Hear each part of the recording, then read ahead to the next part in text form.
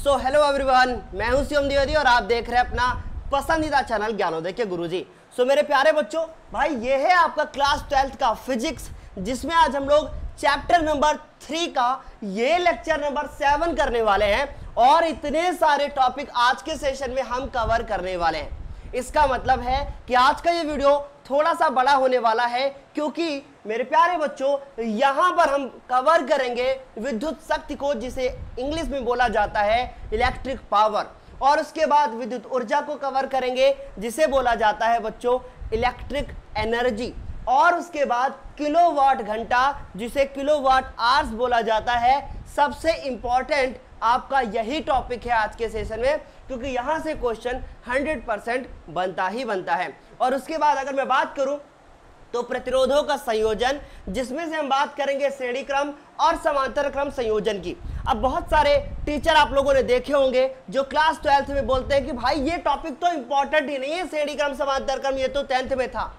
बच्चों पिछले 5-6 साल का पेपर उठा के देख लीजिए, हमेशा 2 से 3 नंबर में पूछ लिया गया है श्रेणी और समांतर क्रम संयोजन में से कोई एक। ठीक है, तो ये था तो 10th का, लेकिन है ये 12th का भी पार्ट, क्योंकि इसके बिना ना तो आगे की चीजें क्लियर होने वाली है, ना तो किरचॉफ का नियम समझ में आएगा और ना ही आप न्यूमेरिकल कर पाओगे। तो इसलिए श्रेणी और समांतर क्रम संयोजन को डिस्कस करेंगे। फिर बता दूं, समांतर क्रम संयोजन को हम लोग पार्श्व क्रम संयोजन भी बोलते हैं, इंग्लिश में बोला जाता है कॉम्बिनेशन ऑफ रेजिस्टेंस, एंड श्रेणी एंड समांतर क्रम को बोलते हैं बच्चों series and parallel combination of the resistors. Again बच्चों कार्बन प्रतिरोध, जो ये कार्बन प्रतिरोध है ना, ये जो कार्बन रजिस्टर होते हैं ये बहुत इंपॉर्टेंट है, और साथ ही साथ वर्ण कोड, वर्ण मीन्स होता है कलर, तो कलर कोड ये बहुत ज्यादा इंपॉर्टेंट है। तो ये आज की क्लास का फ्लो होने वाला है, नोट्स के साथ, मात्रक विमा महत्वपूर्ण नोट के साथ इस सेशन को आज चलिए हम लोग शुरू करते हैं, क्योंकि गुरुजी हैं तो संभव है।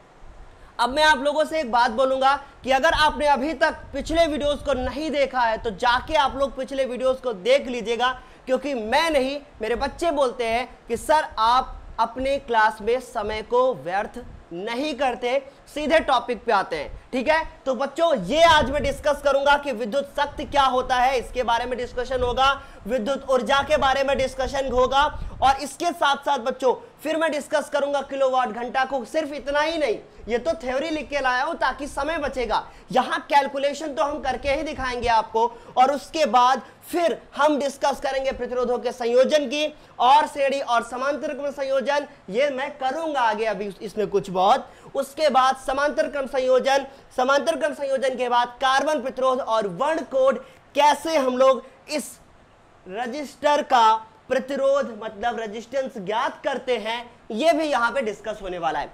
उसके बाद इस क्लास को फिर मैं समाप्त करूंगा। तो बच्चों हमें उम्मीद है कि आप लोगों को यह क्लास बहुत अच्छी आज लगने वाली है। बिना देर किए हुए इस क्लास को मैं अब शुरू करता हूं, और मैं धीरे धीरे ट्राई करूंगा कुछ सेशन के बाद कि मैं लाइव सेशन भी आप लोगों को दूं। ठीक है, लेकिन अभी मैं डिस्कस करूंगा सिर्फ अपने जो रिकॉर्डेड सेशंस के ऊपर ही फोकस करूंगा। चलिए शुरू करते हैं। बात करते हैं कि ये हमारा इलेक्ट्रिक जो पावर होता है ये क्या होता है, जिसे हम विद्युत शक्ति कहते हैं। बच्चों 10th क्लास से पढ़ते हुए आए हो कि अगर किसी भी एक परिपथ में विद्युत ऊर्जा का जो क्षय हो रहा है उसको अगर हम लोग समय से डिवाइड कर दे, समय से भाग कर दे, तो उसे कहते हैं विद्युत शक्ति। इसका मतलब मैं बोल सकता हूं कि समय के साथ साथ जैसे जैसे एनर्जी में क्या होता है, एनर्जी हमारी क्षय होती है, इसको कहते हैं हम लोग क्या, विद्युत शक्ति, इसको बोलते हैं इलेक्ट्रिक पावर। सो अगर इंग्लिश भाषा में मैं बात करूं, मैंने लिखा नहीं है, the rate of electric energy is called electric current. ये हो गई हमारी इंग्लिश की डिफिनेशन। इसे बच्चों पी से लिखा जाता है। भाई पी से ही क्यों, भाई पी से ही क्यों, सवाल ये उठता है कि सर जी ये पी से ही क्यों। पी से इसलिए क्योंकि बच्चों पी जो होता है वो पावर को प्रदर्शित करता है, मतलब पावर, पी फॉर पावर। ठीक है, और अगर आपके पास पावर है तो आप किसी का भी वॉट लगा सकते हो, इसीलिए इसका जो मात्रक होता है वो क्या होता है, वॉट होता है। लिखा कैसे जाता है बच्चों, लिखा जाता है ऐसे। तो आप समझ गए होंगे आप लोग कि जो हमारा विद्युत शक्ति होता है, जिसे हम लोग इलेक्ट्रिक पावर बोलते हैं, उसका फॉर्मूला क्या बनेगा। ध्यान से देखना बच्चों, विद्युत शक्ति बराबर जो बनेगा हमारा, वो बनेगा विद्युत ऊर्जा, और विद्युत ऊर्जा के बाद फिर बनेगा बच्चों विद्युत ऊर्जा, और विद्युत ऊर्जा, और डिवाइड कर देंगे हम लोग इसको किसके साथ, इसको हम लोग डिवाइड कर देंगे बच्चों समय के साथ।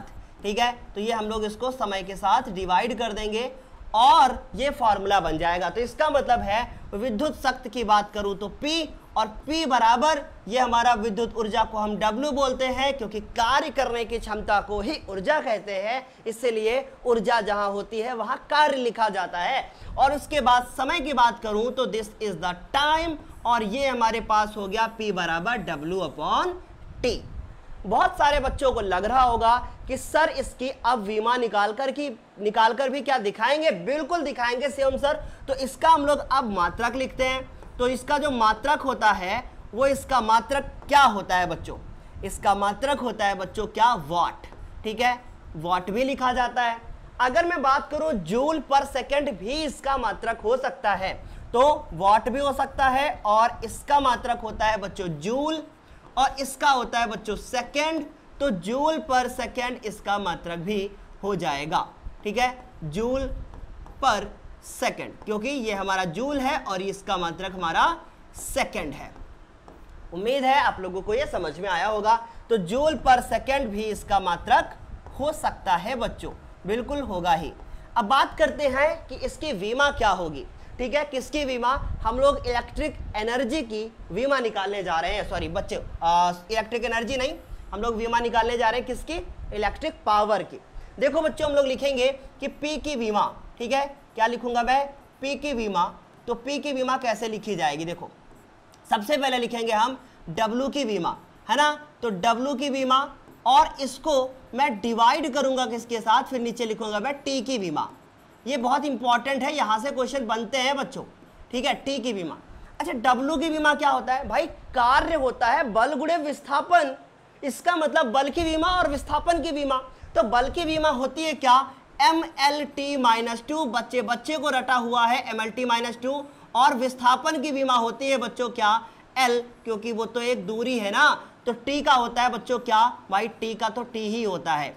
अब ये देखो क्या होगा, ये M है तो हमने लिख दिया बच्चों M, उसके बाद L 2 बार हो जाएगा, T की पावर -2 है, जब एक T और नीचे से ऊपर जाएगा तो T की पावर -3 हो जाएगा। ठीक है, तो समझ गए होंगे आप लोग, ये हमारी आ गई है किसकी विमा, ये हमारी आ गई है P की विमा।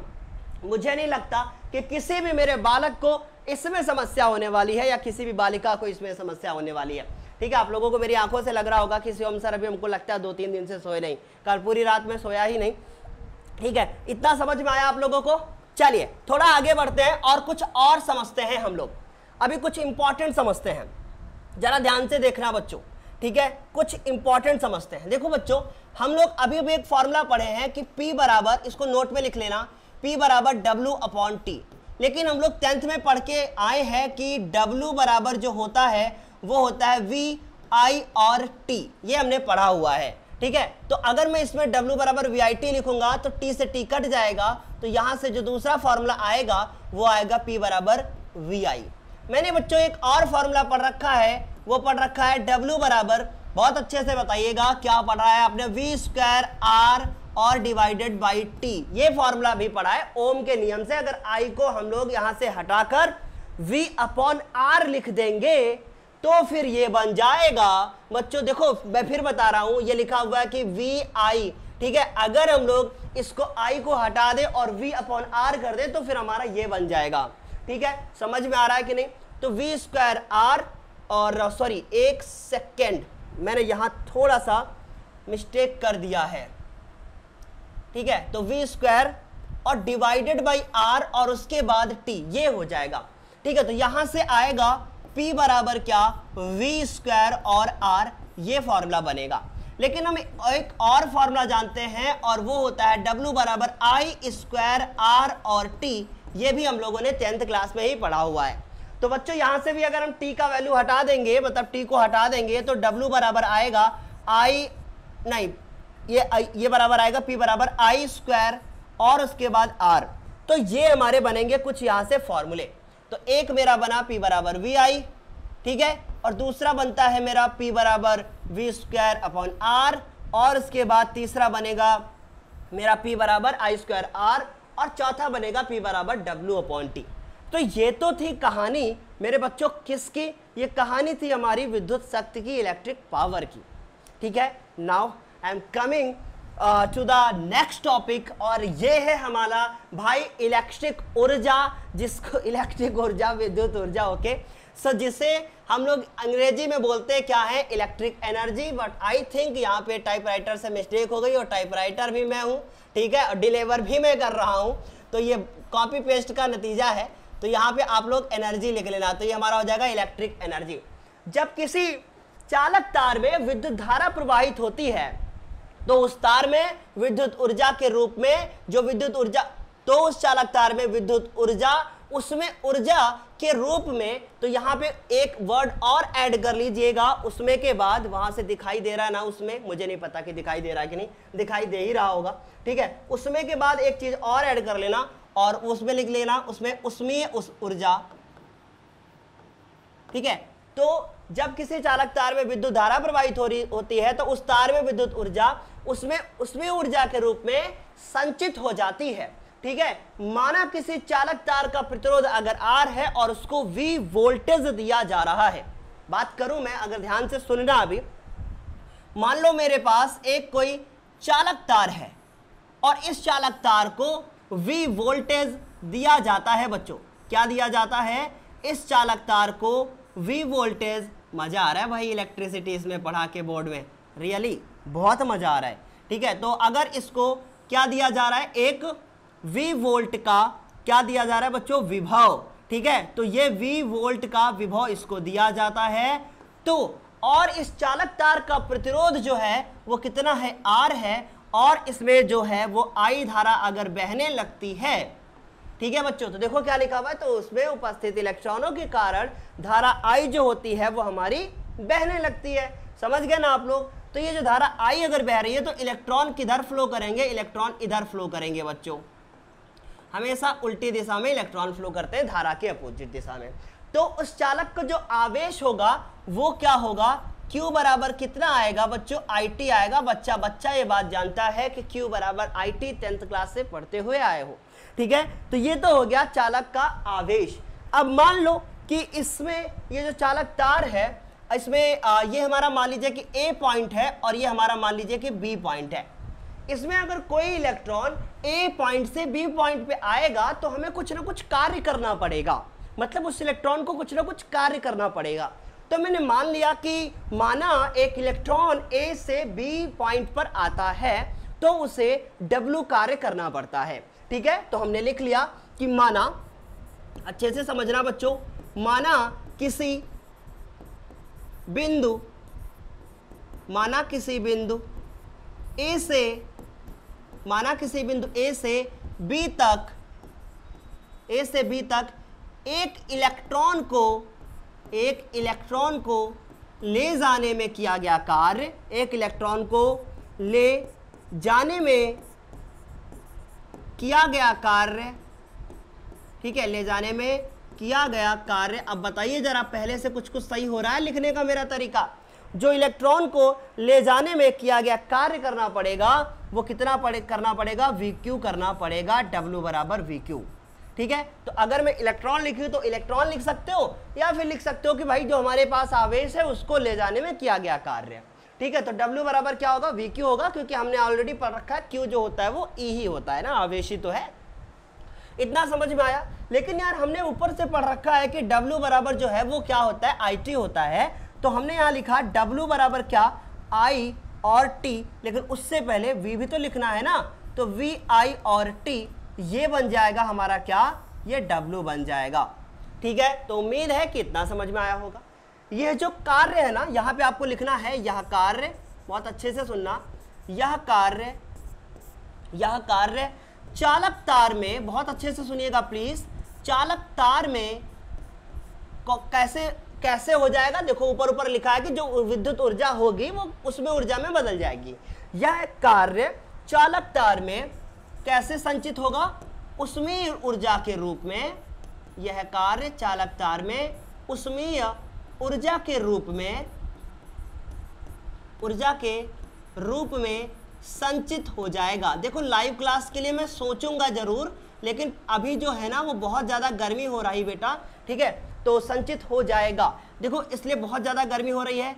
रिकॉर्डेड सेशन में एक फ़ायदा है कि मैं अगर मान लो बीच में बहुत ज़्यादा गर्मी है, मैंने वीडियो को रोक दिया, फिलहाल ऐसा करता नहीं हूँ, कंटिन्यू ही करता जाता हूँ, आता हूँ बस कैमरा ऑन, रिकॉर्डिंग शुरू, आता हूँ, शायद ही कभी ऐसा हो कि बीच में रुकना पड़े, ठीक है, ट्राई यही करता हूँ कि रुकना ना पड़े। व्हाइट बोर्ड में थे तो रुकना पड़ता था, बट इस बोर्ड में आए हैं तो अभी तक तो नहीं रुकना पड़ा है। ऐसा तो मुझे लगा कि इसमें रुकने की कोई ज़रूरत नहीं है, घंटों के सेशन ले सकते हैं। लेकिन अभी एक समस्या है कि मेरे पास जो माइक है ना, ये जो माइक आप लोग यहाँ देख रहे हैं, ये माइक थोड़ा लो कॉस्ट का है, ठीक है। अभी मैंने एक माइक देखा है, वो लगभग अभी 30,000 के आसपास का होगा। वो माइक मैं जब खरीद लूँगा तो बगल में चाहे ट्रक निकल जाए चाहे ठेला निकल जाए, ठीक है, आवाज़ नहीं आने वाली है। लेकिन अभी थोड़ा सा आगे मैं देखूंगा, अभी उसको परचेस कर लूँगा उसको भी, ठीक है। कैमरा हो ही गया है, बोर्ड हो चुका है, लाइट का सेटअप हो चुका है। अभी जो है बैकएंड में आपको पर्दा वर्दा दिखाई दे रहा होगा। आज मैं पूरा दिन से बाहर था, अगर बाहर ना होता तो शायद अमेजोन से मैंने ऑर्डर किया था कि अभी पर्दा आ जाएगा, तो मैं पीछे पर्दा लगा देता। तो यार ब्लैक कलर का अगर मैं पीछे पर्दा लगा दूंगा तो ये जो स्क्रीन पे आप लोगों को पीछे की चीज़ें दिखती है ना, ये दिखाई नहीं देंगी अगली बार से। तो अभी आज का वीडियो मैनेज कर लो, अगला का वीडियो मैनेज कर लो, अगला जो आने वाला है, फिर धीरे धीरे करके सब हो जाएगा, ठीक। चलो ये हमने लिखा कि यह कार्य चालक तार में ऊष्मीय ऊर्जा के रूप में संचित हो जाएगा। यार अच्छा एक बात बताना, अगर ये कार्य ऊष्मीय ऊर्जा के रूप में संचित हो जाएगा तो इस ऊष्मीय ऊर्जा को हम कहते क्या है? याद रखना मेरी बात, ऊष्मीय ऊर्जा को बहुत अच्छे से सुनिएगा, ऊष्मीय ऊर्जा को अंग्रेजी भाषा में कहते हैं हीट एनर्जी। और ये बात आपको अभी मैं बताने वाला हूं, according to NCERT official book for the class 10th, उसमें लिखा हुआ है कि अगर किसी भी ऊष्मीय ऊर्जा को आप ज्ञात करते हैं तो उसको आप हमेशा किस में ज्ञात करेंगे? जूल में नहीं, आप उसको कैलोरी में लिखेंगे। लेकिन आप उसको जूल में लिख सकते हैं, बट आप देखोगे जितने, जैसे पार्ले जी का बिस्किट मैं हमेशा वही लेता हूं, उसमें लिखा होगा कि इतनी उसमें कैलोरी या फिर इसमें इतनी कैलोरी आपको मिलेगी अगर आप पूरा पैकेट बिस्किट खाओगे तो। इसका मतलब है कि वो कैलोरी में। तो मैं अभी आपको सिखाता हूं, देखो कैसे फीलिंग आ रही होगी धीरे धीरे ना। चलो अभी एक गाना भी मुझे याद आ रहा था, लेकिन अभी गाऊंगा नहीं क्योंकि मूड बिल्कुल भी नहीं है। मैं क्या लिखने जा रहा था, हाँ, उसमें ऊर्जा के रूप में संचित हो जाता है। तो हमारे पास W के कुछ फॉर्मूले हैं जो हमारे पास VIT था, तो W बराबर हम क्या कह सकते हैं? H। तो अर्थात मैं कह सकता हूं कि जो मेरा W हो जाएगा वो H हो जाएगा, ठीक है। अतः अब बहुत अच्छे से समझना, अतः H बराबर जितने भी W के फॉर्मूले हैं, जैसे हमने अभी पढ़ा था कि VIT, ठीक है, VIT, फिर उसके बाद H बराबर हमने पढ़ा कि V² और R और T, ठीक है। फिर हमने पढ़ा कि H बराबर और अगला फॉर्मूला I² R और T, ठीक है, ये हमने फॉर्मूले पढ़े। लेकिन यार ये सारी चीजें जो लिखी है मैंने, ये सब किस में लिखा हुआ है? जूल में। ये सब आपका किस में है बच्चों? जूल में। अगर मुझे इस जूल को चेंज करना पड़ जाए कैलोरी में तो हम कैसे करेंगे?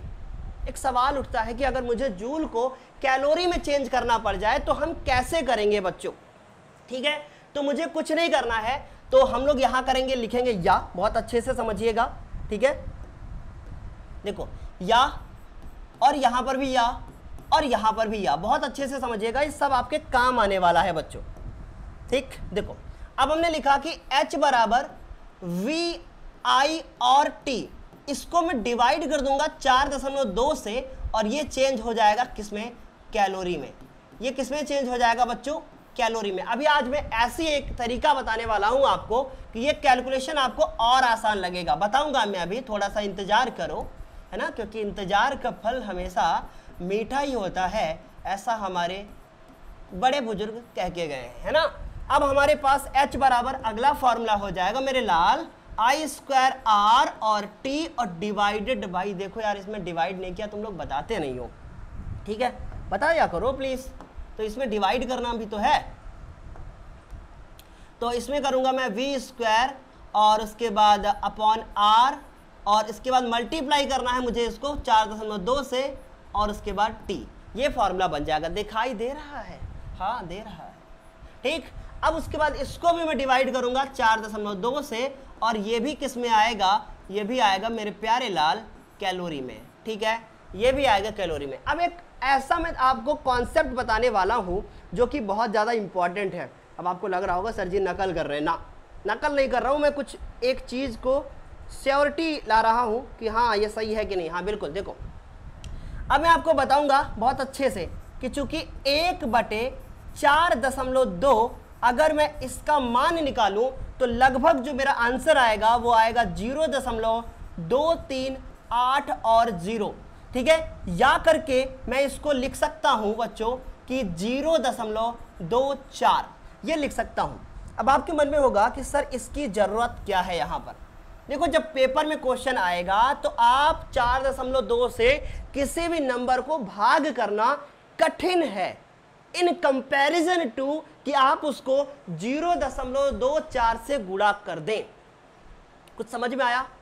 कुछ समझ में आया? नहीं समझ में आया? देखो अगर आप लोग इन सारे फॉर्मूले में जो जूल में लिखे हैं इनको 0.24 से गुणा कर देंगे तो जो आपका आंसर आएगा वो भाई आ जाएगा कैलोरी में। अब मान लो बाई चांस मैं करना चाहूं एक एग्जांपल ही आपको बताऊं तो H बराबर VIT, अगर मैं इसको 0.24 से गुणा कर दूंगा तो ये चेंज हो जाएगा किसमें बच्चों, कैलोरी में ये बदल जाएगा। तो उम्मीद है कि भाई ये प्यार वाली फीलिंग तो समझ में आई होगी, ठीक।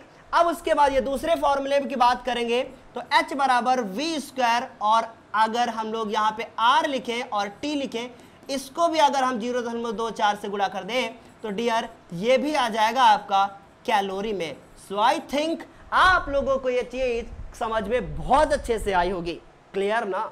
आगे बात करूं, ये तो कहानी थी हमारी किसकी, ये कहानी थी हमारी वैद्युत ऊर्जा की, ठीक है, जिसके बारे में मैंने आप लोगों को सारी चीजें बता दी। नाउ अब हम बात करेंगे बिना समय व्यर्थ किए हुए किलोवाट घंटा है। घंटा देखो क्या बात करते हैं, किलोवाट घंटा की जिसे भाषा में अंग्रेजी भाषा में कहते हैं किलोवाट आर, और शॉर्ट में इसको लिखते हैं किलो KWH। के जो बनेगा कैपिटल बनेगा, W जो बनेगा कैपिटल बनेगा, H जो बनेगा वो स्मॉल बनेगा, इसे हम लोग बोलेंगे किलोवाट घंटा, ठीक है। सो अब देखो घरों तथा व्यापारिक कार्यों में बिजली का जो मूल्य होता है वो क्या होता है बच्चों, वो विद्युत ऊर्जा के आधार पर चलत है ना। हाँ सही है, गिर गया था। कह रहे हैं कि घरों तथा व्यापारिक कार्य में बिजली का मूल्य वैद्युत ऊर्जा के आधार पर निकाला जाता है, ना कि वैद्युत शक्ति के आधार पे।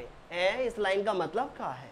आपके घर में जो इलेक्ट्रिक मीटर लगा हुआ है ना, जिसे आप लोग बोलते हैं कि भाई बिजली वाला मीटर, वो जो बिजली वाला मीटर होता है उस बिजली वाले मीटर में जो बिजली वाला जो आता है ना मीटर की रीडिंग देने, वो आपको बता के जाता है कि भैया इतने यूनिट का बिल आपके घर में आया है। अब आपके मन में सवाल होता है सर जी अगर हमारे घर में 5 यूनिट बिल आएगा तो हम उसको, 5 यूनिट आता नहीं वैसे, बहुत कम है, एक ही दिन में आ जाता है। मान लो 50 यूनिट बिल आया आपके घर में तो 10 दिन में आ जाएगा। मान लो 150 यूनिट बिल आया आपके घर में और आप उसको निकालना चाहते हैं कि कितना रुपया देना पड़ेगा, तो ये डिपेंड करता है कि आप भारत के किस राज्य में हैं।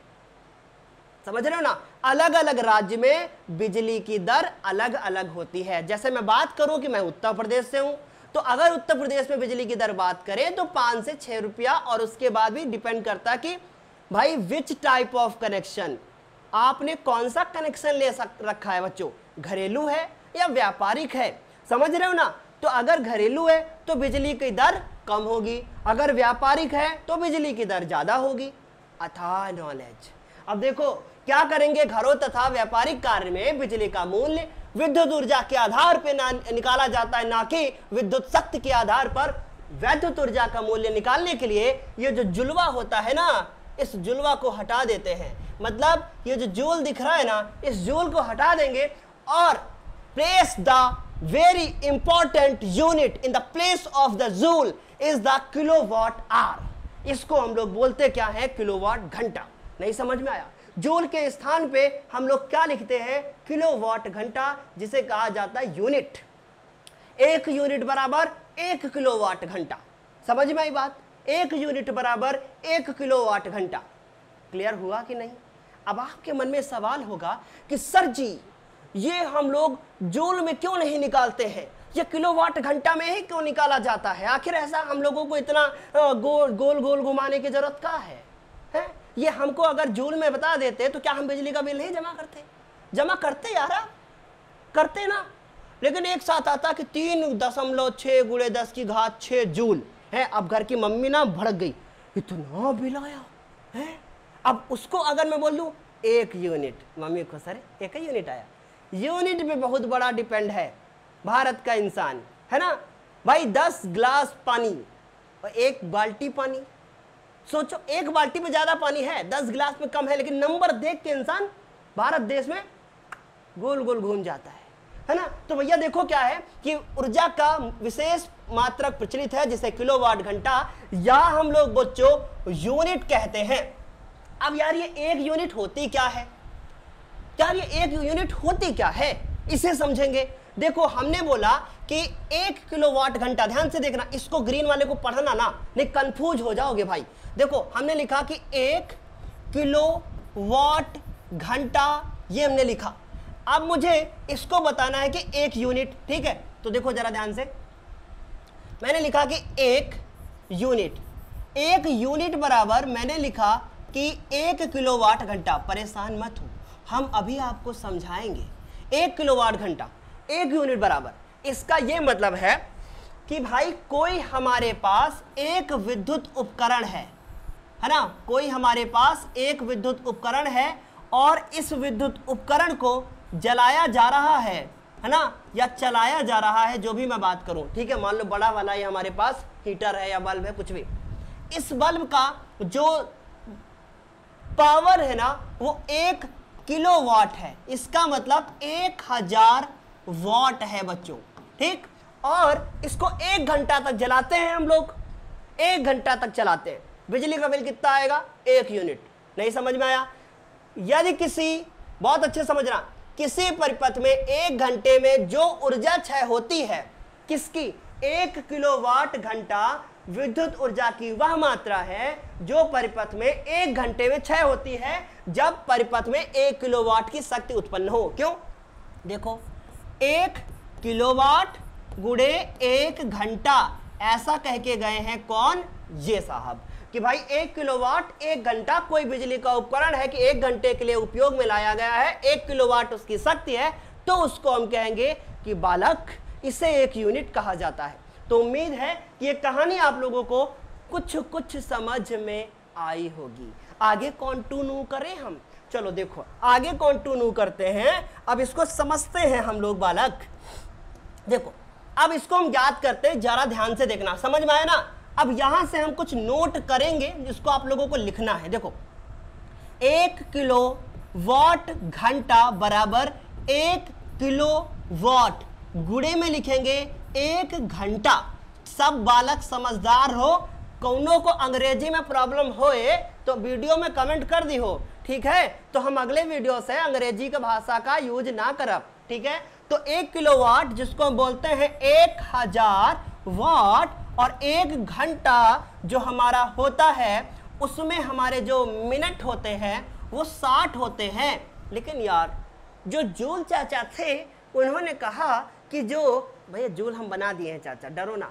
उन्होंने कहा कि जो हमारा मात्रक होता है जूल, वो सेकंड होता, मतलब उसको अगर मैं चेंज करूंगा MKS पद्धति में तो metre second, metre kilogram second ये सब मिल के आएगा।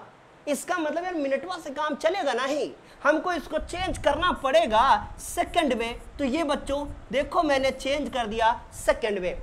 अब अगर मैं ध्यान से देखूं तो 1000 को अगर मैं इन सबके साथ गुणा करूंगा तो आंसर आएगा 3600। ये तो इसको गुणा करने के बाद आया, 3 जीरो और लगा दिए और बन गया मेरा क्या? ये बन गया मेरा वाट और सेकंड।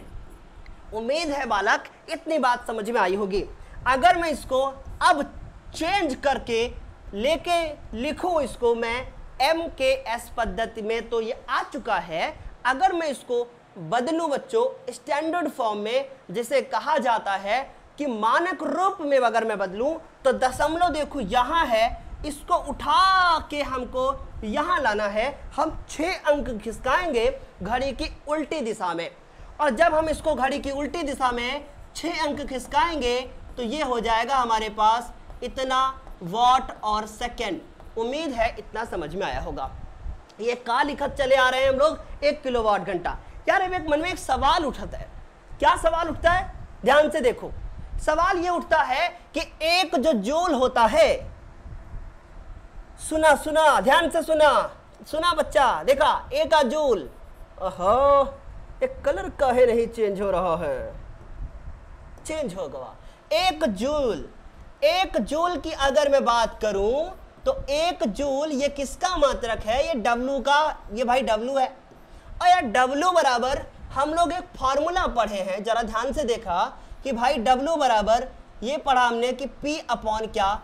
T। ठीक है, ये सॉरी उल्टा लिख दिए सर जी उल्टा कर दिए। डब्लू बराबर क्या हुआ? PT, क्योंकि हम एक फॉर्मूला पढ़ के रखे हैं कि P बराबर W अपॉन T। हम जरा कंफ्यूज हो गए थे। तो 1 जूल हो गया। ये P क्या होता है? इसका मात्रक होता है बच्चों 1 वॉट, है ना, और इसका होगा 1 सेकेंड। तो अगर मैं बात करूं तो मैं बोलूंगा कि एक जो जूल होता है वो 1 वॉट सेकेंड के बराबर होता है। उम्मीद है कि बालक ये आपके भेजा में बहुत अच्छी तरीके से चढ़ गया होगा। सो ये आपका हो गया 1 जूल गुणे 1 वॉट सेकेंड। देखो इस तरीके के जो शब्दों का मैं इस्तेमाल करता हूं, यार दिल पे मत लेना।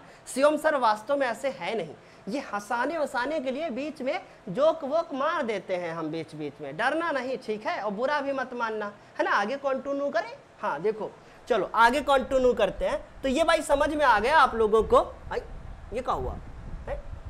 अच्छा मिट गया था। चलो अभी देखो ये समझ में आया। तो यार वॉट सेकेंड है, तो यहां से मुझे एक बात पता चली जिसको आज मैं बढ़िया से कलर में लिखने वाला हूं। हाँ ये कलर बढ़िया लगा मेरे को कि मैं लिखूंगा 1 किलोवाट घंटा पिंक कलर। दिल को भाया।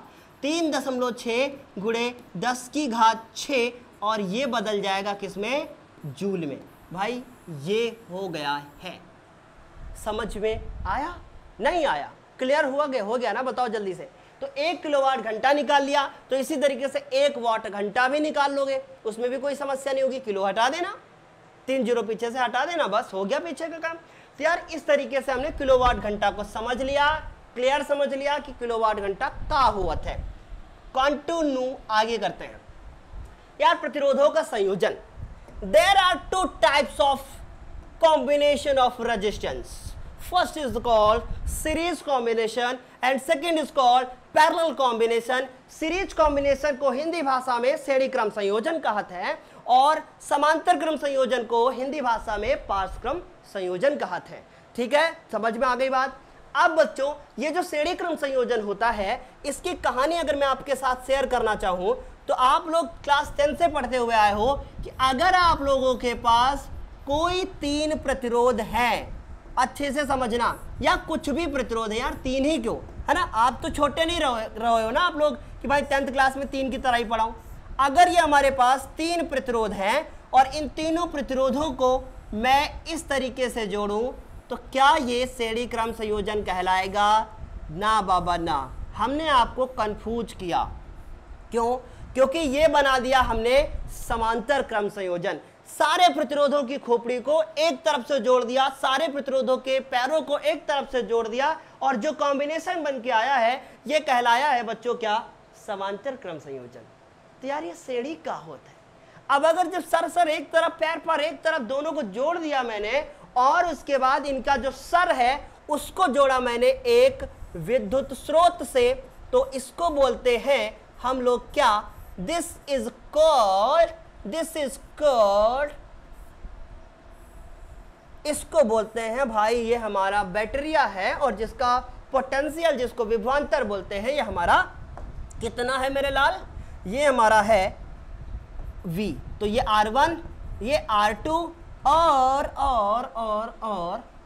ये R2 और ये R3। आई थिंक समझ में आया होगा। ये कॉम्बिनेशन कहलाता है समांतर। यार श्रेणी को समझो कि श्रेणी क्रम संयोजन क्या होता है। मान लो हमारे पास एक प्रतिरोध है, मान लो हमारे पास एक और प्रतिरोध है, ठीक है, मान लो हमारे पास एक प्रतिरोध है और फिर मान लो हमारे पास एक और प्रतिरोध है, और यार फिर मान लो कि मेरे पास एक और प्रतिरोध है। मेरे पास 3 प्रतिरोध हैं और इन तीनों प्रतिरोधों को मैंने ऐसा जोड़ा है कि सारे प्रतिरोधों का पहला सिरा जुड़ गया है किसके साथ?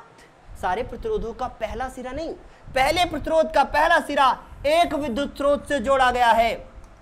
पहले प्रतिरोध का पहला सिरा एक विद्युत स्रोत से के धन सिरे से जोड़ा गया और पहले प्रतिरोध का दूसरा सिरा दूसरे प्रतिरोध के पहले सिरे से जोड़ा गया और दूसरे प्रतिरोध का दूसरा सिरा तीसरे प्रतिरोध के पहले सिरे से जोड़ा गया।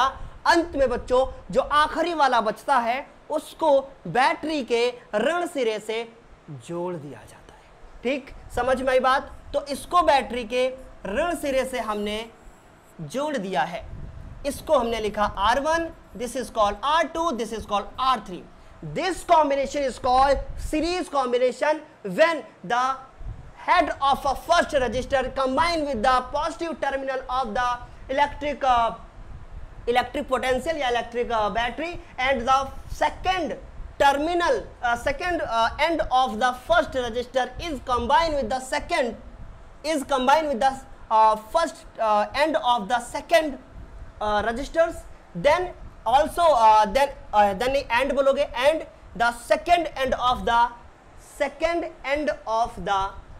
second resistor combined with the first end of the third resistor and also second end of the third resistor combined with the negative terminal of the battery. This combination is called parallel combination. So I think आपको अंग्रेजी भाषा वालों को भी कोनो समस्या नहीं होगी, क्योंकि आगे चल के आप लोग जो बड़े बड़े एग्जाम दोगे ऐसे बोलने के तरीके आप लोग सीखो। ठीक है, तो ये अच्छा है कि अगर मान लो आपने कुछ भी एब्जॉर्ब किया मेरे से तो आप उसको बाहर निकालोगे जरूर। ठीक है, तो अगर कुछ सीखा है और अगर अंग्रेजी में समस्या हो रही है, यार हम बीच बीच में अंग्रेजियाँ भी बोलते हैं, बता देना अगले वीडियो में। हम ट्राई कर रहे हैं, एक्सपेरिमेंट कर रहे हैं कि अगर अच्छा लगेगा तो ठीक है, ना अच्छा लगेगा तो हम अगले वीडियो में नहीं बोला। ठीक, समझ में आई बात? तो ये श्रेणी और समांतर क्रम की कहानी है। अब आज बात करते हैं श्रेणी क्रम संयोजन होता क्या है। श्रेणी क्रम संयोजन में पहले प्रतिरोध का पहला सिरा वैद्युत स्रोत के धन सिरे से, पहले प्रतिरोध का दूसरा सिरा दूसरे प्रतिरोध के पहले सिरे से, दूसरे प्रतिरोध का दूसरा सिरा तीसरे प्रतिरोध के पहले सिरे से जुड़ा होता है, जबकि तीसरे प्रतिरोध का दूसरा सिरा स्रोत के ऋण सिरे से जुड़ा होता है। यही कहानी अभी मैंने आपको चित्र में बताई है। समझ में आई बात? तो ये सारी चीजें मैंने आपको अभी बता दी, बहुत ज्यादा आपको डीप में जाने की आवश्यकता नहीं है। उम्मीद है आप लोगों को ये चीजें समझ में आई होंगी। अगर आप लोगों को जरा सी भी बालक समस्या है देन आप तुरंत बोलो, I am always ready to help. हाँ, बस एक समस्या है, मैं फोन नहीं उठा पाता हूँ, मेरे पास कोई टीम नहीं है, मैं अकेला हूँ। ये जो जितना आप देख रहे हो, रिकॉर्डिंग करना, पीपीटी बनाना, पढ़ाना, इसके बाद इसको एडिट करके आपको देना, सबके पीछे एक हाथ है, शिवम सर। ठीक है, तो समझ में आई बात? अब देखो चित्र में 3 प्रतिरोध हैं, R1 है, R2 है, R3 है, श्रेणी क्रम में जोड़े गए हैं, माना तीनों प्रतिरोधों को एक समान धारा दी जा रही है। यार एक बात बताऊं, श्रेणी क्रम संयोजन में सारे प्रतिरोधों के पास धारा का मान समान होता है, क्योंकि देखो छुक छुक छुक छुक ट्रेन चली, छुक छुक छुक छुक ट्रेन चली, यहां से चली यहां पहुंची, फिर उसके बाद R1 में गई। अब R1 के बाद उसको रास्ता नहीं दिखाई दिया, उसने सोचा चलो R2 के घर चलते हैं। उसके बाद R2 के घर से होते हुए वो R3 के घर पहुंची, फिर सोचा यार फिर से रात हो गई है, अपनी मंजिल पे वापस आते हैं, और उसके बाद ये वापस आके अपने घर आ गई। तो यहाँ कहानी ये हुई कि जब कोई भी विद्युत धारा किसी एक बैटरिया से, देखो यहाँ थोड़ा स्पीड बढ़ाया है मैंने क्योंकि सत्यांत की चीजें है ना, तो जब किसी एक बैटरी से विद्युत धारा छुक छुक छुक छुक छुक छुक छुक निकलती है, निकलने के बाद सारे प्रतिरोधों से होते हुए वो वापस अपने घर आ जाती है ना। तो इसका मतलब है कि सारे प्रतिरोधों के पास जो धारा होती है वो कैसी होती है? समान होती है। अब आप सोच रहे होंगे सर जी इसको हम क्यों पढ़ रहे हैं? क्योंकि हम लोगों को अभी किरचॉफ का नियम करना है। जो लोग स्पीड बढ़ा के वीडियो देख रहे होंगे उनका क्या हाल होगा है, अब तो डबल स्पीड में चलने लगा होगा। देखो समझ में आई बात? तो इतना क्लियर हुआ।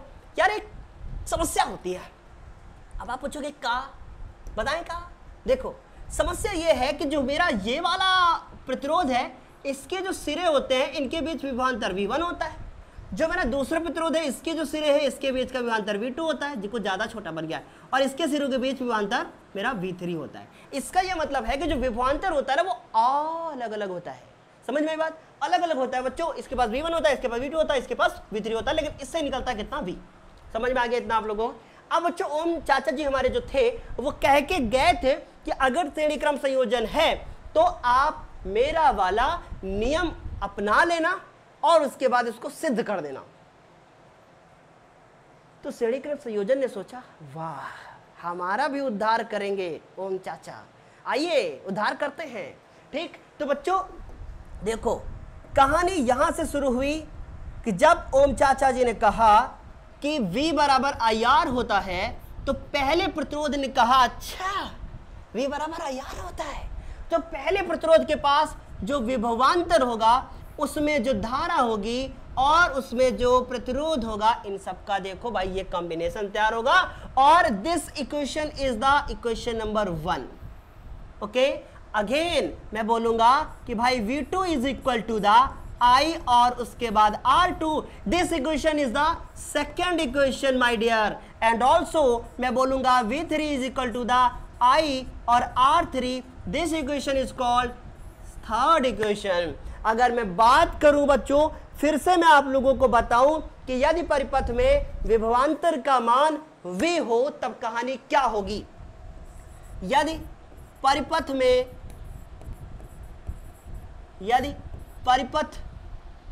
में कुल विभवांतर, कल से अब आज थोड़ा मैं अच्छा लिख रहा हूं, फीलिंग प्राउड, ताली ठोको जल्दी से अभी। तो यदि परिपथ में कुल विभवांतर V हो तब मेरे लाल होगा का, देखो जरा ध्यान से क्या होगा, हम इसको थोड़ा सा मूव करते हैं, ऐसे करेंगे हम लोग, ऐसे करेंगे है ना, इसको मैंने मूव किया।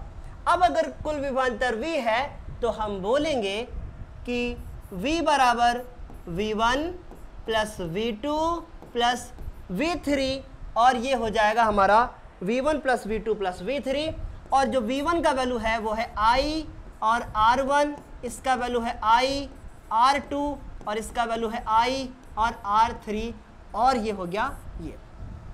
यार जरा ध्यान से देखो इसमें कुछ कॉमन है, और ये हो जाएगा मेरे पास R1, ये मेरे पास हो जाएगा R2 और ये मेरे पास हो जाएगा R3। तो यहाँ से मिला हम लोगों को।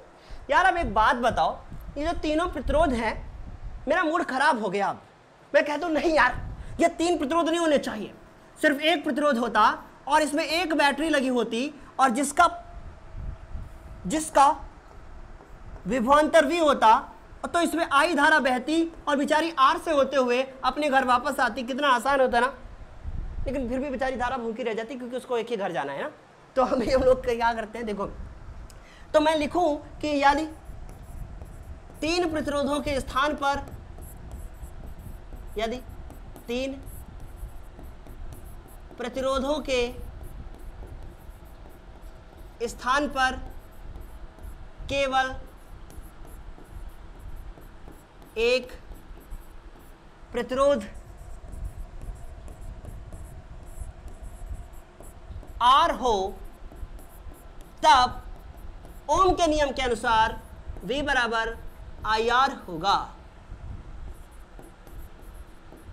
यार जब ये V बराबर IR होगा तो ओम चाचा जी ने कहा था कि जो V बराबर IR होगा, ठीक, एक हम ट्राई करते हैं, कुछ करें। अब ऐसे ही कर सकते हैं ना, गड़बड़ हो गया, ऐसा नहीं करो शिवम सर, गड़बड़ हो जाएगा। ठीक, क्योंकि हमने इसमें पिक्चर ऐड कर रखा था ना, वो जो आप लोग लिखा हुआ देखते हो ना वो सब फोटो है, पहले लिखा जाता है फिर कॉपी पेस्ट किया जाता है। ठीक, तो तीन प्रतिरोधों के स्थान पर केवल एक प्रतिरोध R हो तब V बराबर IR होगा। सो हम बालक बोलेंगे कि इसकी जगह पे यहाँ पे रख देंगे हम लोग, तो हो जाएगा IR, हम लोग लिख देंगे IR, उसके बाद हो जाएगा R1 plus R2 plus R3, और मेरे बालक I से I कट्टम पिट्टम का खेल खेलेंगे और R बराबर हमको मिलेगा R1 प्लस R2 और प्लस R3। तो ये कहानी हुई प्रतिरोधों के श्रेणी क्रम संयोजन की, जहां पे तीनों प्रतिरोधों को हम लोग बीजगणितीय योग से साधारणतः जोड़ देते हैं। ठीक है, समझ में आई बात? तो ये हमारा R बराबर R1 plus R2 plus R3 हो गया है। क्लियर हुआ कि नहीं? इतना कुछ भी था क्या? नहीं, कुछ भी नहीं था। ठीक है, समझ में आया? चलो अब यहाँ आगे एक लाइन लिखते हैं यार। अब यहाँ एक लाइन लिखेंगे, आप लोगों को लिखना है, आप लोगों को लिखना है कि अतः श्रेणी क्रम संयोजन में, अतः श्रेणी क्रम संयोजन में, अतः श्रेणी क्रम संयोजन में सभी, यदि श्रेणी क्रम संयोजन में किसी परिपथ का किसी परिपथ का तुल्य प्रतिरोध, मजा आती है मेरे को पढ़ाने में यार, सच बता रहा हूं मैं, यदि किसी या अतः श्रेणी क्रम संयोजन में किसी परिपथ का तुल्य प्रतिरोध उनमें उपस्थित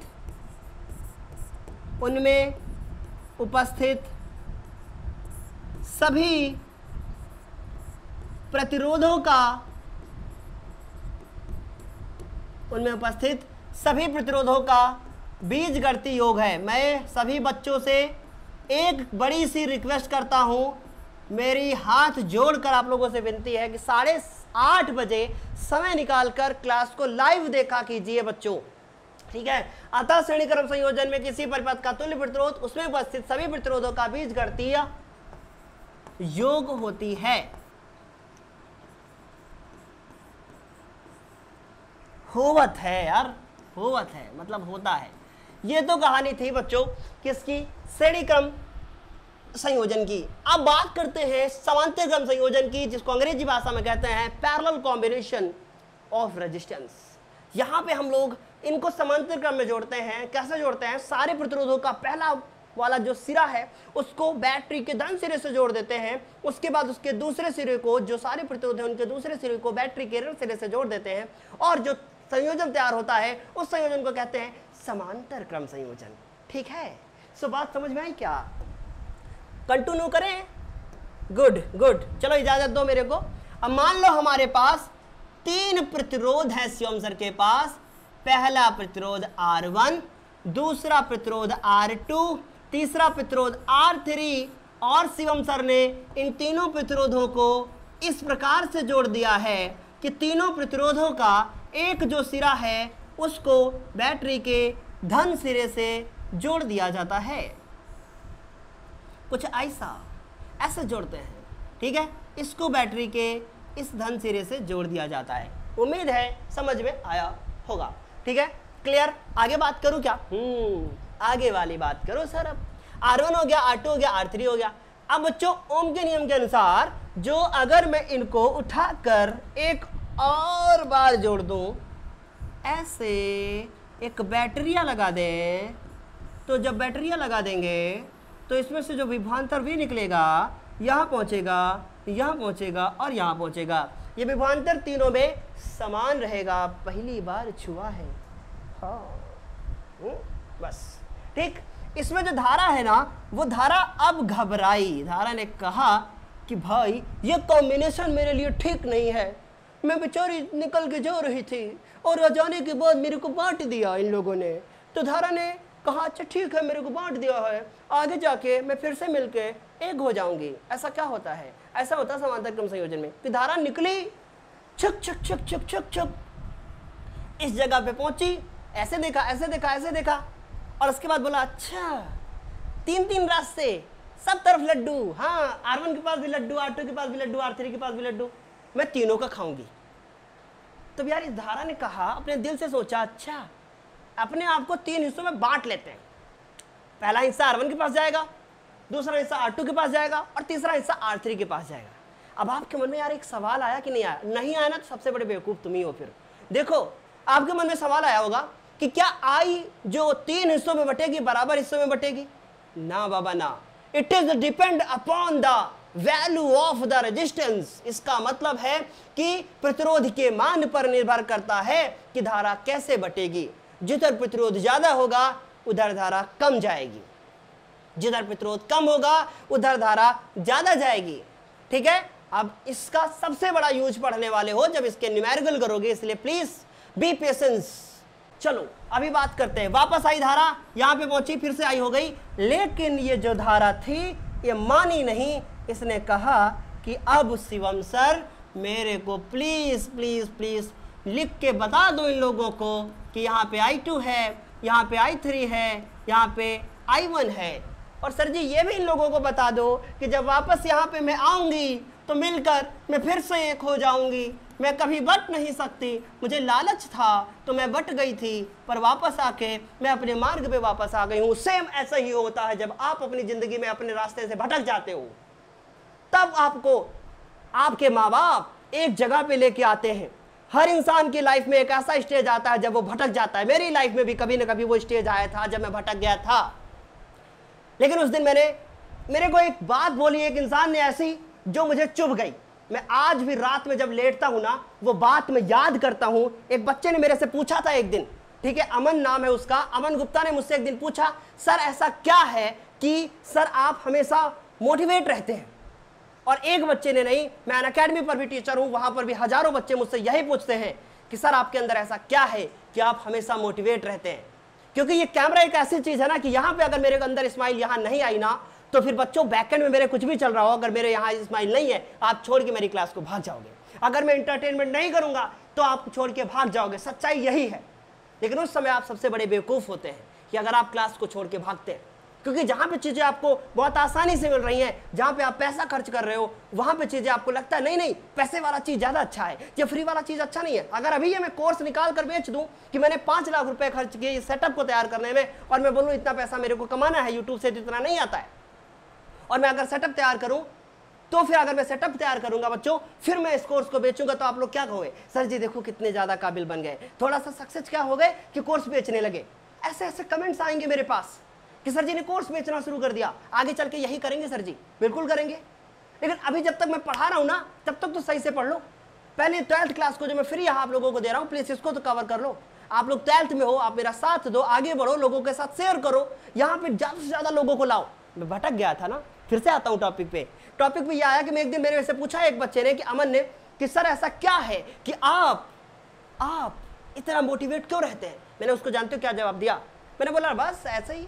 मैंने सच में बोला कि मैंने ऐसा ही है बस। हाँ, जब आप मैंने उसको ऐसे बोल दिया कि जब मैं मोटिवेट नहीं होता हूँ तो मैं अपने माँ बाप का चेहरा देख लेता हूँ और मुझे लगता है कि हाँ बिल्कुल वो कितनी मेहनत किए हैं मुझे पढ़ाने में सब कुछ। बट हाँ इतना तो है कि माँ बाप मेहनत करते हैं, सबके साथ करते हैं। बस हाँ मेरी जिंदगी में कुछ ऐसा था कि एक पर्सन ने मुझसे ऐसी बात बोली, मैं वो अभी आज नहीं बोलूंगा, वो कभी दूसरे दिन बोलूंगा जब थोड़ा सा और लेवल ऊपर बढ़ेगा।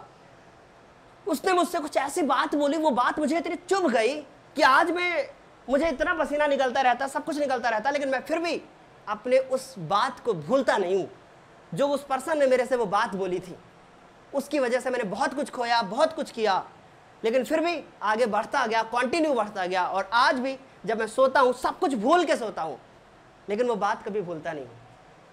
तो आपके लाइफ में भी ऐसा एक चेंजिंग मोमेंट आएगा, न जाने मेरी कौन सी बात आपके दिल को चुभ जाएगी, अगले दिन से आप मेहनत करने लगोगे। इसीलिए मैं बीच बीच में आप लोगों को ये नौटंकी करवाता रहता हूं बच्चों। ये सारी चीजें मैं बोलता रहता हूं ना, ये इसलिए बोलता रहता हूं कि आप एक दिन अगर मोटिवेट हो जाओगे ना, तो वो मोटिवेशन ज्यादा दिन तक तो नहीं चलेगा, लेकिन अगर मेरी कोई बात चुभ गई आपको, वो जिंदगी भर चलेगी। वो तब तक चलेगी जब तक जीवन रहेगा, जब तक चलेगी जब तक जीवन रहेगा। आते हैं वापस टॉपिक पे यार, भटकाओ ना तुम लोग। चलो इतना समझ में आया क्या? आगे बात करते हैं। माना चित्र में 3 प्रतिरोधों को समांतर क्रम में जोड़ा गया है। इस प्रकार के संयोजन में प्रत्येक प्रतिरोध के पास धारा का मान अलग अलग होता है, अर्थात हम कह सकते हैं बैटरी से निकलने वाली धारा 3 प्रतिरोधों में बट जाती है। माना धारा R1 की धारा I1 है, I2 की धारा ये है, I3 की धारा R3 की धारा I3 है। तब ओम चाचा जी ने कहा था कि बच्चों अगर ये ऐसा होगा तो आप मेरा यूज करना और इस धारा के इस जो ये कॉम्बिनेशन है इसको खोल के रख देना। तो ये चीज हुई कि I1 बराबर हुआ कि V/R1 और I2 बराबर हुआ कि V बराबर R2 और उसके बाद I3 बराबर हुआ V/R3। ये कहानी हुई। अब उसके बाद this is your equation number 1 and this is your equation number 2 and this is your equation number 3। अब हम इन तीनों इक्वेशन को आपस में जोड़ देंगे। चलिए हम थोड़ा मूव करते हैं।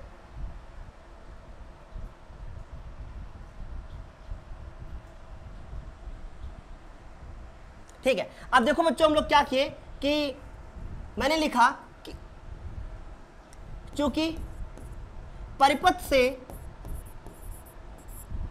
निकलने वाली कुल धारा, अच्छे से समझना, परिपथ से निकलने वाली कुल धारा, परिपथ से निकलने वाली कुल धारा जो कि होगी I बराबर I1 plus I2 plus I3।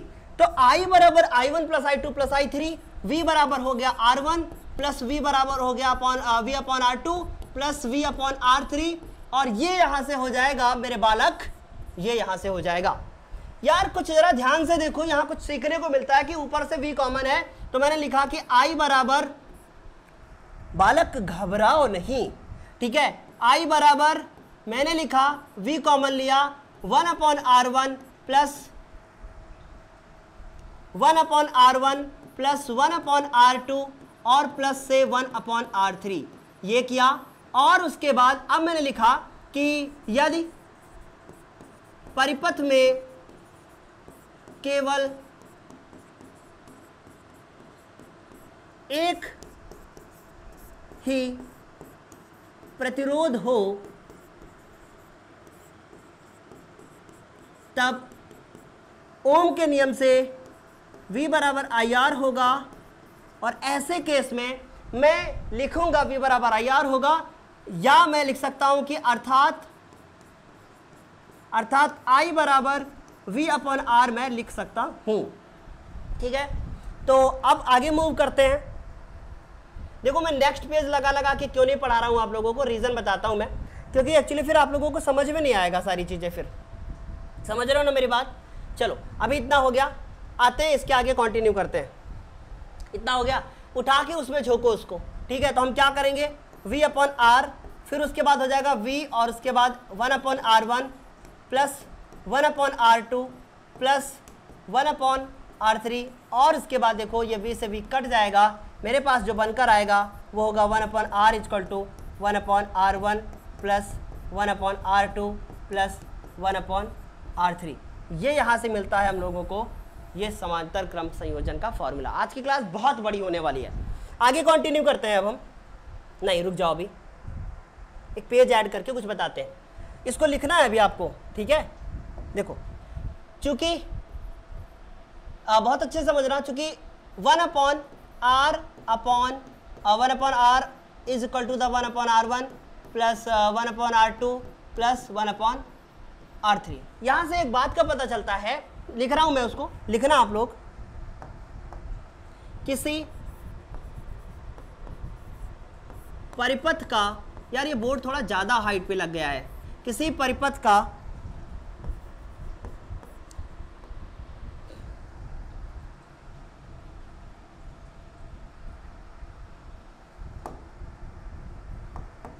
किसी समांतर क्रम संयोजन, किसी समांतर क्रम संयोजन में परिपथ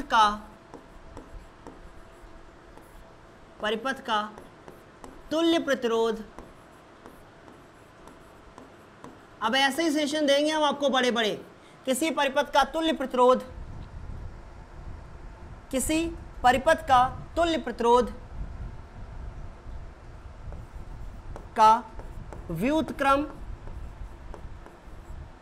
किसी परिपथ के तुल्य प्रतिरोध का व्युत्क्रम मतलब ये, उसमें उपस्थित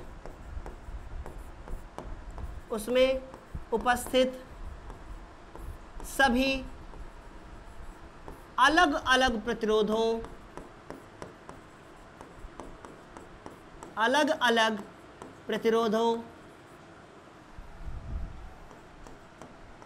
सभी अलग अलग प्रतिरोधों के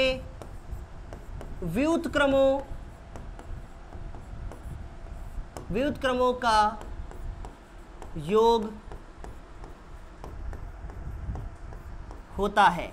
ये कहानी हुई, कुछ समझ में आई क्या, कि किसी समांतर क्रम संयोजन में परिपथ का तुल्य प्रतिरोध, उसका तुल्य प्रतिरोध का व्युत्क्रम, उसमें उपस्थित सभी अलग अलग प्रतिरोधों के व्युत्क्रमों का योग होता है। कौन? समतुल्य प्रतिरोध का व्युत्क्रम। समझ में आई बात? ये कहानी थी समांतर क्रम संयोजन की। बात करते हैं अब हम लोग कुछ और, ठीक है, कार्बन प्रतिरोध तथा वर्णकोड की बात करते हैं। देखो अब बताते हैं, ये सबसे इंपॉर्टेंट टॉपिक है, न्यूमेरिकल इस पे करेंगे हम लोग आगे। देखो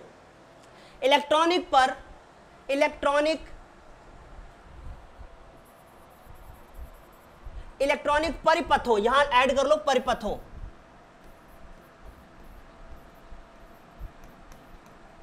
इलेक्ट्रॉनिक परिपथों में उच्च प्रतिरोधों की आवश्यकता होती है। जो इलेक्ट्रॉनिक हमारे परिपथ होते हैं, जैसे मैं बात करूं हीटर हो गया, ठीक है, विद्युत बल्ब हो गया आपका, और ट्यूबलाइट आजकल चल रही है, मतलब जितने इलेक्ट्रॉनिक यार उपकरण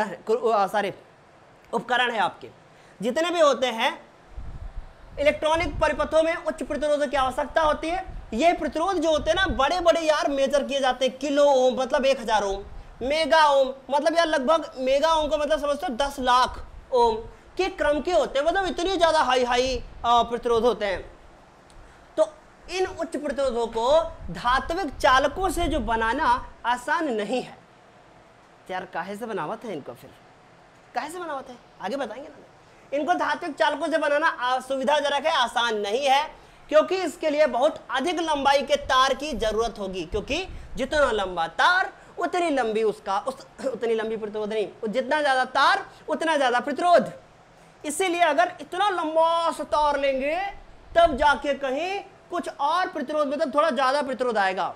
अब सोचो यार 1 लाख प्रतिरोध ओम का प्रतिरोध चाहिए, कितना बड़ा तार लेंगे, कैलकुलेट करके दिखाना पड़ेगा, बहुत लंबा तार लेंगे, हमारे घर से तुम्हारे घर, सोच लेना आज गूगल पे मैप पे जाके, इतनी ज्यादा लंबा तार लेना पड़ेगा। अब सोच लो, कठिन है ना इतना लंबा तार लेना। इसलिए यार करते क्या है कि इसीलिए कार्बन प्रतिरोध को प्रायः अर्धचालकों से बनाया जाता है। अर्धचालक क्या होते हैं? इनको अंग्रेजी भाषा में सेमीकंडक्टर बोलते हैं, सेमीकंडक्टर। इनको अर्धचालकों से बनाया जाता है। कार्बन सबसे उचित अर्धचालक है, वैसे तो बहुत है, जर्मेनियम है, सिलिकॉन है, ये सब अर्धचालक ही हैं, लेकिन कार्बन सबसे उचित और अधिक मात्रा में मिलने वाला कौन है? एक पदार्थ है। समझ में आई बात?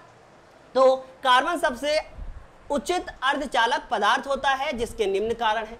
देखो ये काफी सस्ते होते हैं, इसीलिए तो प्रतिरोध काफी सस्ते होते हैं।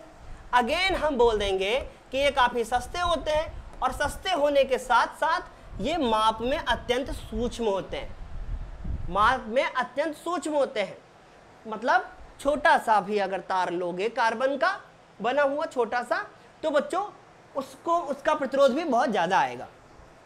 कमरे के ताप पर कार्बन का विशिष्ट प्रतिरोध इतना होता है।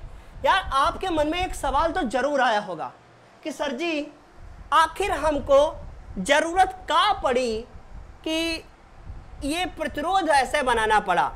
सर जी ऐसा क्या जरूरत पड़ा कि अभी जो प्रतिरोध ये था मेरा, सर जी ये प्रतिरोध था, और मान लो सर जी ये प्रतिरोध है, सर जी ये चालक से बना हुआ है, और सर जी ये अचालक से बना हुआ है।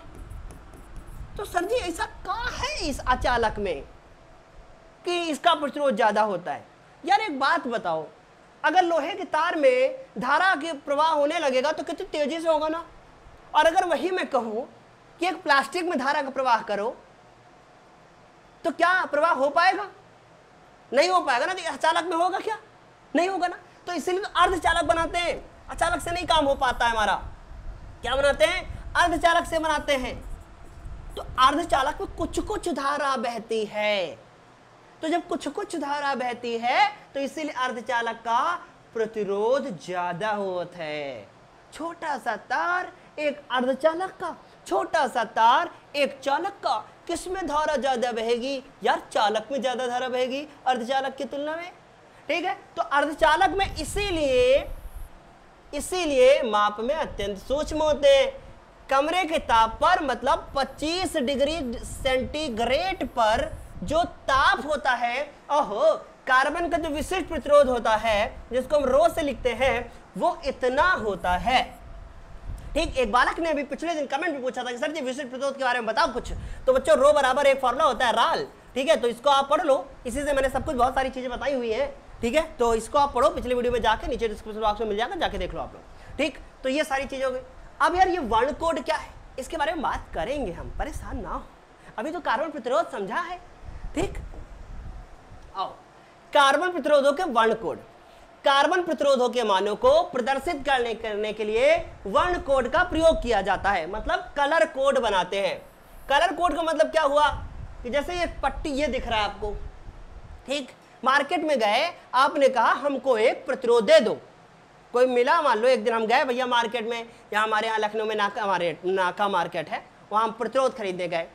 मैंने कहा कि हमको लेना है, हमको एक छोटा सा एक्सपेरिमेंट करना था, बीएससी में जब थे हम, तो मैंने कहा प्रतिरोध लेना है। उन्होंने कहा कितने अंक चाहिए, हमको ये याद नहीं था, तो हमने कहा पता नहीं, तो कह रहे ऐसे ऐसे प्रतिरोध लेते हैं, पहले उसका मान तो बताओ कितना चाहिए, 10 ओम 20 ओम 30 ओम तभी मिलेगा। हमने कहा अच्छा, फिर उन्होंने कहा कुछ दे दो जो मन करे, हमको एक छोटा एक्सपेरिमेंट करना है, बस ले लिया। फिर हमने, तो समझ में ये बात, कार्बन प्रतिरोधों के मानों को प्रदर्शित करने के लिए वर्ण कोड का प्रयोग करते हैं। जैसे देखो इसमें कलर कलर पट्टी बनी होती है, और यार इसमें 4 पट्टी से ज्यादा नहीं होती, गिनती के 4 पट्टी होती है।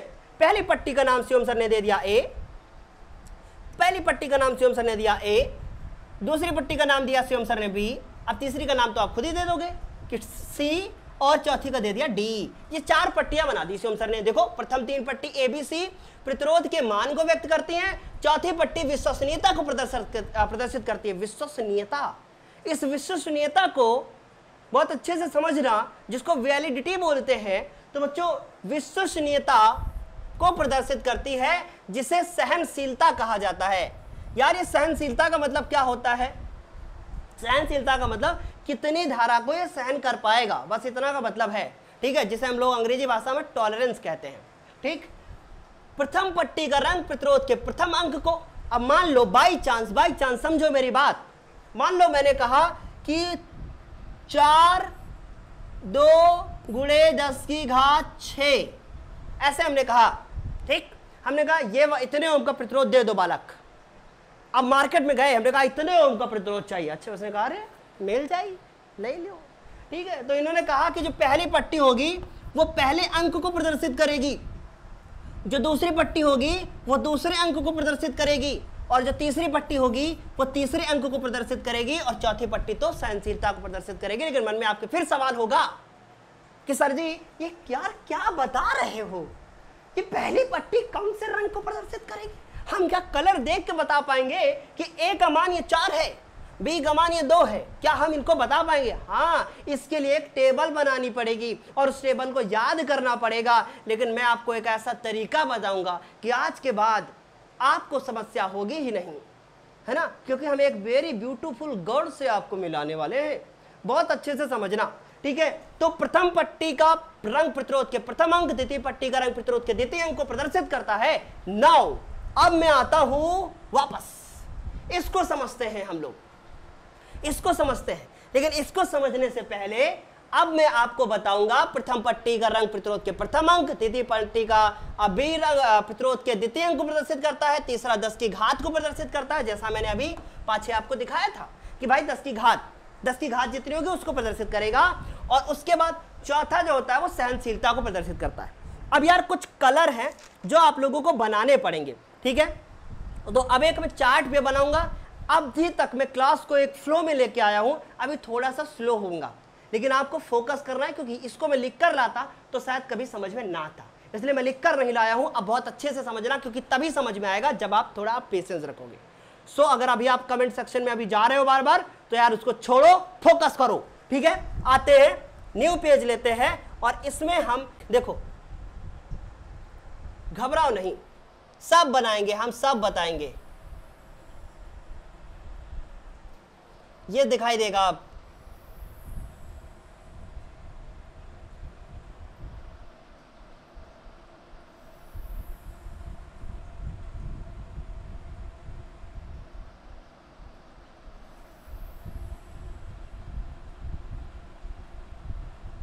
ठीक, समझ में आए, ये दिखाई देगा अच्छे से, सब दिखाई भी देगा, सब चलेगा भी, सब कुछ होगा, सारी कहानी होगी, ठीक है। बस रुके रहो, भागना मत।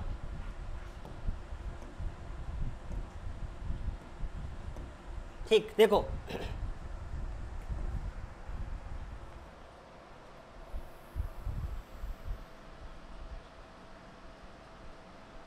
ठीक,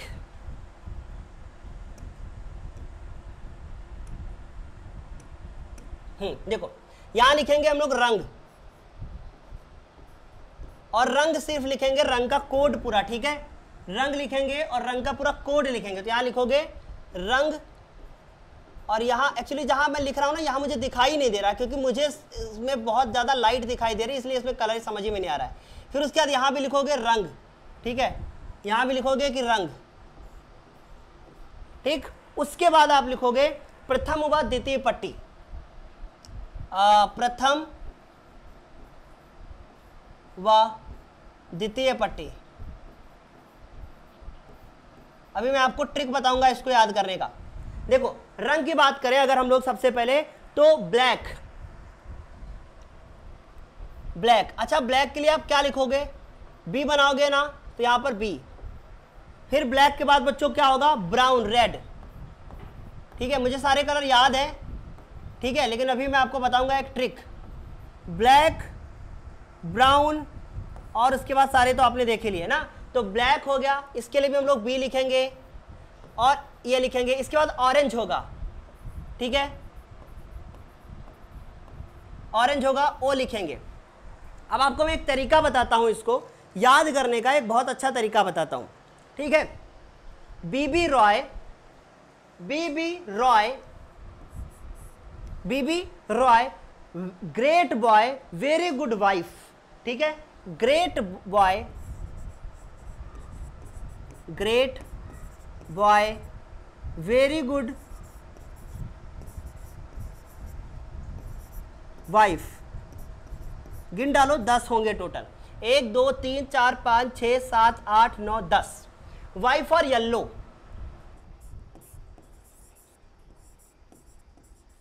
वाइफ और डियर येल्लो होता है,